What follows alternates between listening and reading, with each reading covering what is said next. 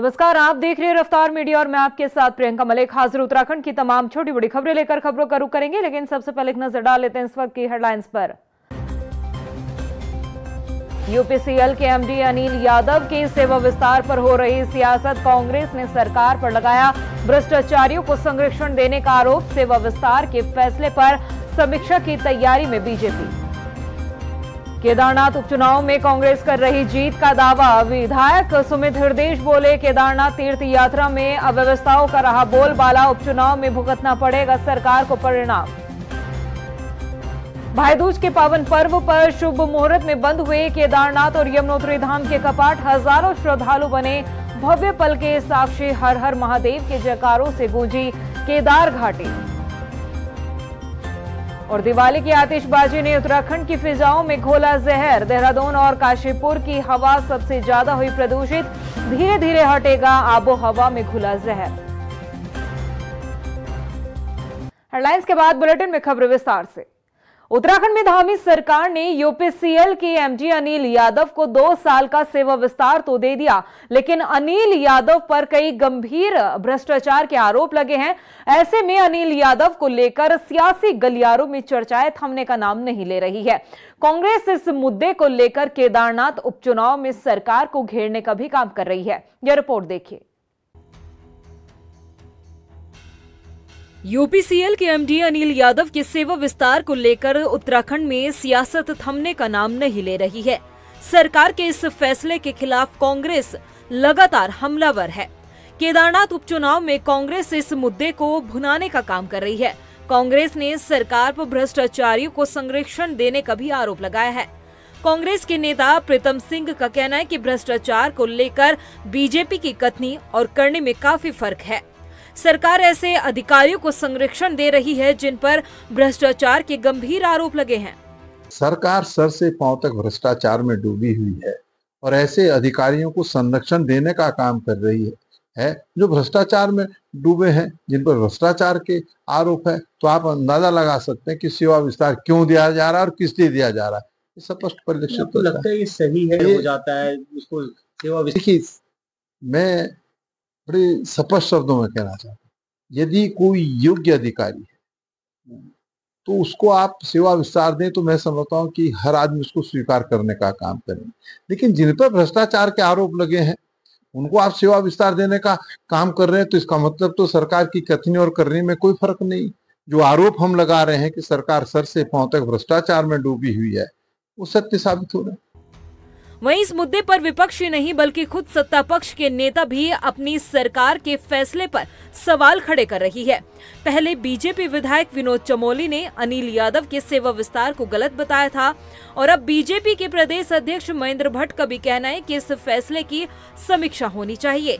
महेंद्र भट्ट का कहना है कि इस पद पर और भी बेहतर और काबिलियत अफसर को मौका मिल सकता था जो यूपीसीएल की कार्यप्रणाली को बेहतर कर सकते हैं। समीक्षा का विषय है, मुख्यमंत्री के सामने बातचीत हो रही है और किसी व्यक्ति को अपराधी तत्काल मान लेना भी संभव नहीं होता है। अधिकारियों की सेवा भी ली जाती है, लेकिन पिछले दिनों विषय निकल कर आए हैं तो मैं मुख्यमंत्री उसको संज्ञान लेंगे। दरअसल यूपीसीएल के एमडी अनिल यादव को प्रदेश सरकार ने 2 साल का सेवा विस्तार दिया है। अनिल यादव अपने कार्यकाल में विवादों में रहे हैं, उन पर भ्रष्टाचार के कई गंभीर आरोप लगे हैं। आय से अधिक संपत्ति जुटाने का भी आरोप है। ऐसे में विवादित अधिकारी को सेवा विस्तार देना खुद में कई सवाल खड़े करता है। अब देखना ये होगा कि अगर सरकार इस फैसले पर समीक्षा करती है तो क्या कुछ हल निकलता है। रफ्तार मीडिया के लिए देहरादून से हिमांशु चौहान की रिपोर्ट।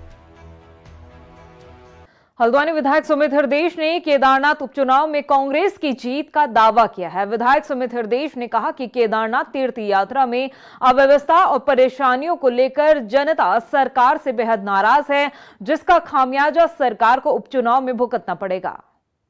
नहीं, देखिए, केदारनाथ की महान जनता बहुत ज्यादा परेशान है, दुखी है। 4 धाम यात्रा की जो अव्यवस्था है, जो नुकसान उन्होंने झेले हैं, वो अभी तक उनके दर्दों पर कोई मरहम लगाने का किसी ने प्रयास नहीं करा है। तो अवश्य वहाँ की जो महान जनता है, जैसे बद्रीनाथ की जनता ने आशीर्वाद कांग्रेस को दिया, पूरी तरह कांग्रेस के साथ है। सत्ता बल और धन बल के विपरीत जनबल की जीत होगी, ऐसा हम सब। वहीं पीसीएस परीक्षा की तैयारी कर रहे अभ्यर्थियों ने हल्द्वानी विधायक सुमित हृदयेश से मुलाकात की है। अभ्यर्थियों का कहना है कि पीसीएस परीक्षा के पाठ्यक्रम में हिंदी और अंग्रेजी सिलेबस में कई अलग अलग चीजें देखने को मिल रही है, जिस पर हिंदी माध्यम से परीक्षा देने वाले पीसीएस के अभ्यर्थियों को कड़ी आपत्ति जताई है। विधायक सुमित हृदयेश का कहना है कि ये लोक सेवा आयोग की नियमावली के भी खिलाफ है। उन्होंने अभ्यर्थियों को जांच का आश्वासन दिया है। बड़ी विसंगति है। पब्लिक सर्विस कमीशन की जो 2013 की नियमावली है वो साफ बोलती है कि अगर अंग्रेजी और हिंदी में सिलेबस बनाया जा रहा है तो एक समान होना चाहिए, उसमें कोई विसंगति नहीं हो सकती। लेकिन इसमें जो अंग्रेजी का सिलेबस इन्होंने दिया है और पेपर भी निकट है, अभ्यर्थियों को भी देर में पता लगा है, अंग्रेजी का जो सिलेबस दिया है उसमें 40% के ऐसे मार्क्स हैं जो हिंदी के पेपर में नहीं है, हिंदी के सिलेबस में नहीं है, जिससे कि जो हिंदी भाषी राज्य होने के बावजूद उत्तराखंड जो इंग्लिश मीडियम से ये एग्ज़ाम देंगे उनको इसमें फ़ायदा मिलेगा। तो ये कहीं ना कहीं इसमें लापरवाही है और इसकी जांच होनी चाहिए या फिर इसमें मिलीभगत है। मैं माननीय मुख्यमंत्री जी से आप लोग के माध्यम से अपील करना चाहता हूँ कि स्वयं उसका ये संज्ञान लें और अवश्य ये जो विसंगति है उसे दूर करने का तुरंत आदेश। वहीं केदारनाथ धाम और यमुनोत्री धाम के कपाट आज भाई दूज के पावन पर्व पर शीतकाल के लिए बंद कर दिए गए हैं। आज सुबह 8:30 बजे केदारनाथ धाम के कपाट शीतकाल के लिए बंद किए गए, तो वहीं यमुनोत्री धाम के कपाट विशेष पूजा अर्चना के बाद 12:05 पर शीतकाल के लिए बंद हुए हैं। अब 6 महीने के लिए मां यमुना के दर्शन और पूजा अर्चना शीतकालीन प्रवास स्थल खरसाले गांव में किए जाएंगे। कपाट बंद होने के अवसर पर बड़ी संख्या में श्रद्धालु मौजूद रहे। केदारनाथ धाम के कपाट बंद होने के मौके पर सेना की बैंड धुन पर श्रद्धालु जमकर झूमते हुए नजर आए। चारों तरफ हर हर महादेव की जयकारे सुनाई दिए। इस बार केदारनाथ धाम में 16,52,076 श्रद्धालु पहुंचे, तो वहीं यमुनोत्री धाम में 7,11,754 श्रद्धालुओं ने दर्शन किए हैं।